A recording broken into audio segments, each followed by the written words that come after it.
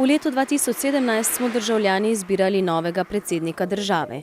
V drugem krogu sta se pomerila Marjan Šarec in Borut Pahor. Ponovni 5-letni mandat je dobil Borut Pahor, ki pa naši državi v naslednjih letih napoveduje številne izzive, predvsem vezane na varnostna vprašanja. Če je Slovenija nastala v času, ko je bilo okrog nje mirno mednarodno okolje, pa se bo zdaj morala znati umestiti kot suverena država, ki ima svojo voljo, svoj karakter, svoje cilje, v zelo spremenljivo mednarodno okolje, evropsko in mednarodno.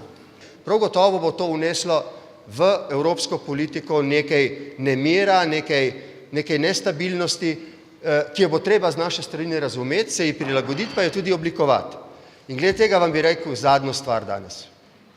Slovenci smo, takrat, ko smo bili enotni, vselej zmogli doseči zastavljene cilje. Zastavljene cilje bo zasledoval tudi državni svet, a v novi sestavi, saj so bili predstavniki vanj izvoljeni konec lanskega leta. Največje presenečenje se je zgodilo v tretji volilni enoti, ko gre za predstavnike lokalnih interesov, kjer je s tekmeci pometel nekdanji svetnik, ki je ostal brez mandata, ter strani ulice odstavljeni nekdanji mariborski župan Franc Kangler. Ta v nepopolnem drugem domu parlamenta, državnem svetu, vidi pomembnega soodločevalca v državi. Seveda, državni svet ima to moč. Če nekdo želi sprejeti zakon, da bo povišal davke, naprimer državni zbor in vlada, potem lahko državni svet poda veto in to brani z vetom. In tu je moč državnih svetnikov, ki ne dovolijo, da se takšni zakoni, ki bi bremenili slovensko gospodarstvo, sprejmejo. Ravno nasprotno, lahko daje tudi pobudo in prav gotovo znižanje DDV-ja je ena izmed tistih točk, ki bi se morala v Sloveniji zgoditi, da razbremenimo slovensko gospodarstvo. Letos dobimo tudi odgovor, komu bodo volivke in volivci v več kot 200 občinah spodnesli stolček.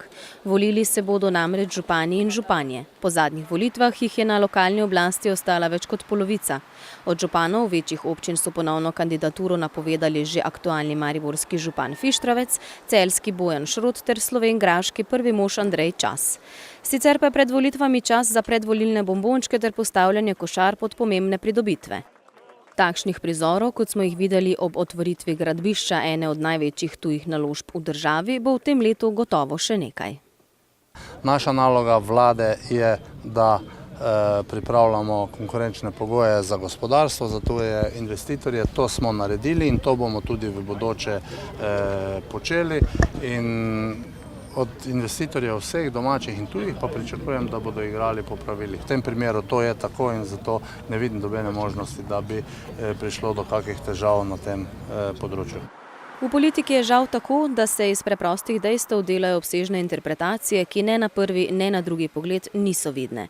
Morda pa bistvo ostaja očem nevidno.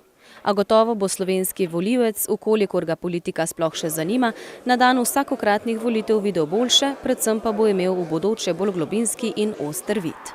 Srečno Slovenija!